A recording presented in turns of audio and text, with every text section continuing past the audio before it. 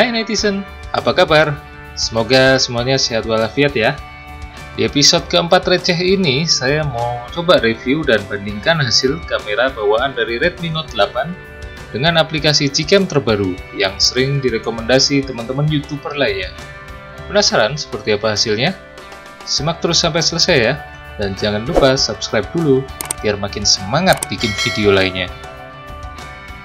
Kalau mau bahas desain body, spek, dan lain-lainnya, mungkin kalian udah sering lihat video-video review HP ini dari beberapa bulan yang lalu. Tapi di sini saya masih aja terkesima dengan HP yang belum berumur setahun ini, dan terutama harganya yang cuma 2 juta. Bayangin aja beberapa tahun ke depan HP-HP murah desainnya udah kayak gimana lagi kan? Well done Xiaomi. Hehe. Redmi Note 8 ini mempunyai 4 kamera di belakang dan 1 kamera di depan. Susunan kameranya dari yang paling atas ini ada kamera ultra wide 8 megapiksel, lalu di bawahnya ada kamera utama 48 megapiksel. Kemudian urutan nomor 3 ada kamera untuk depth sensor atau kedalaman untuk efek bokehnya, dan terakhir di bawah sendiri ada kamera makro sebagai pelengkapnya. Keduanya mempunyai resolusi 2 megapiksel aja. Untuk kamera depannya memiliki desain tetesan air atau dewdrop notch yang terbilang sudah sangat lazim sekali di HP-HP mid-range sekarang ini. Resolusinya 13 megapiksel, jadi lumayan banget lah buat selfie atau vlogging. Apalagi ada banyak fitur seperti beautify dan filter-filter presetnya. Di kamera belakangnya ada banyak mode-mode atau fitur yang sudah terbilang komplit untuk kelas HP 2 jutaan. Selain tambahan penting yaitu AI Engine, ada fitur HDR seperti biasa, mode panorama, mode Pro, slow motion, mode makro, efek-efek atau filter, dan ada mode short video untuk bikin video singkat yang bisa diupload ke sosmed supaya makin kekinian. Di atas sini udah ada pilihan-pilihan tema dan lagunya, terutama untuk yang tiktokan. Untuk kamera utamanya menggunakan aperture f1.8 yang sensornya diproduksi oleh Samsung ISOCELL Bright GM2 yang termasuk sangat baik dalam menangkap cahaya masuk dan detailnya yang cukup tajam.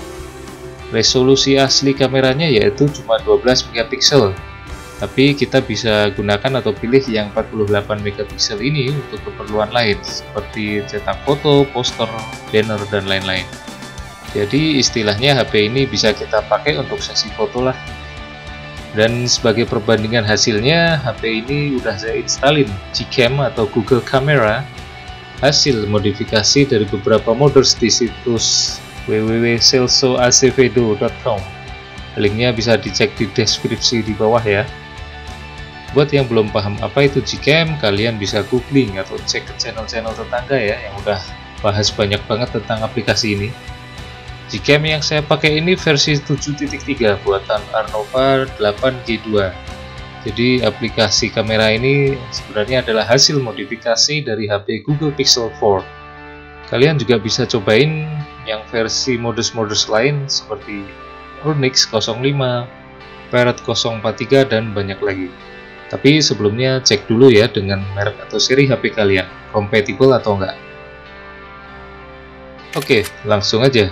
Berikut ini adalah hasil foto-foto yang saya ambil menggunakan Redmi Note 8. Beberapa hasil fotonya saya ambil dengan mematikan fitur AI dan HDR-nya. Dan sebagian lagi saya nyalakan kedua fitur tersebut untuk perbandingan.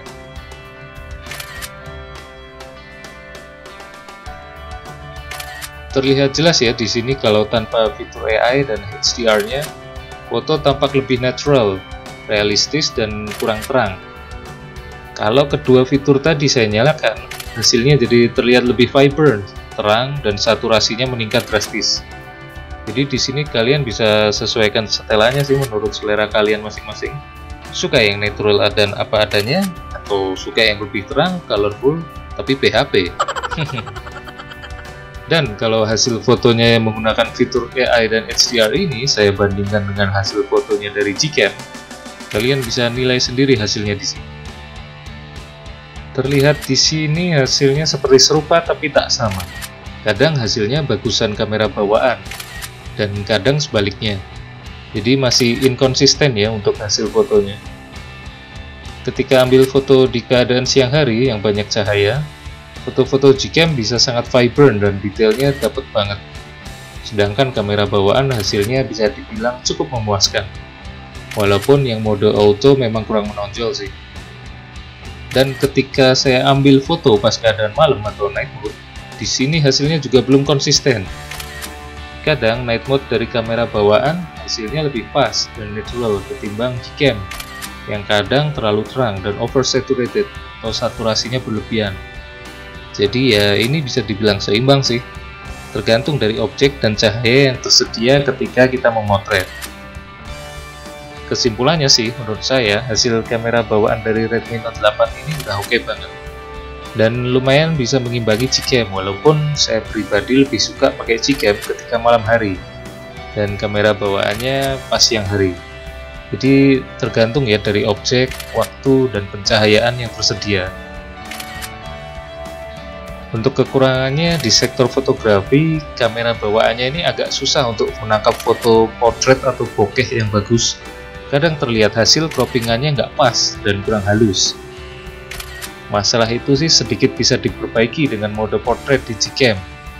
Dan juga fitur-fitur AI dan HDR-nya ini kadang bikin foto tampak agak lebay, soalnya hasil fotonya kadang jadi oversaturated dan grainy, atau kayak ada pasirnya. Walaupun hasilnya lebih detail dan warnanya enak di mata, tapi hasilnya sangat beda dengan aslinya.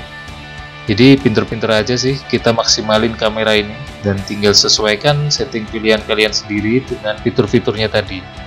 Yang jelas sih saya udah oke kalau untuk keperluan fotografi. Next kita bahas sektor videonya. Apakah hasilnya sesuai ekspektasi atau malah kurang? Jadi pertama-tama kita lihat di aplikasi kamera bawaannya ini, di sini bisa merekam sampai resolusi 4K dengan frame rate 30 fps. Dan di resolusi 1080 pixel atau Full HD tersedia fitur Gyro Ace atau stabilization-nya, merupakan singkatan Electronic Image Stabilization. Kayak apa sih hasilnya? Mari kita lihat. Oke guys, ini adalah hasil perekaman dari video Redmi Note 8 dengan kualitas 4K 30 fps. Hasilnya seperti ini guys.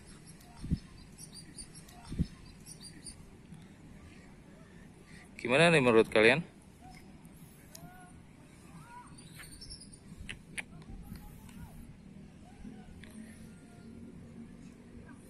Kalau di layar HP sih kayak patah-patah sih hasilnya. Tapi nggak tahu nanti di monitor komputer. Oke, kalau ini adalah 1080 pixel dengan 60 fps. Saya bawa sambil jalan. Gimana menurut kalian? Apakah stabil? Kalau di layar sih kayaknya stabil sih. Kualitas warnanya juga lumayan banget nih. Hijaunya keluar banget, bener-bener hijau. Warna biru di tembok stadionnya juga pas, nggak oversaturated atau nggak berlebihan.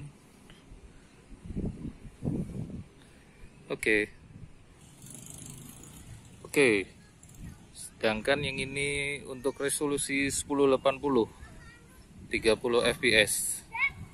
Hasilnya seperti ini ya. Saya coba sambil jalan.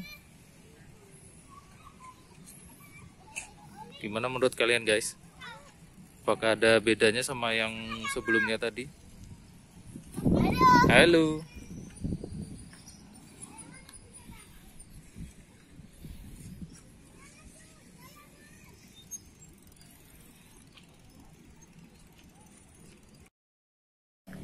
Oke guys, ini untuk kamera depannya Redmi Note 8 dengan resolusi 1080, yang sayangnya cuma bisa di 30 fps. Kayak gini hasilnya nih. Saya bawa sambil jalan. Nah ini kalau backlight hasilnya kayak gini. agak gelap ya. Yuk saya jalan lagi. Ini tekstur langitnya kalau di sini sih agak cyan ya. Jadi mungkin warnanya jadi agak terlalu terang. Oke. Hasil kamera depan Redmi Note 8 1080 30 fps seperti ini.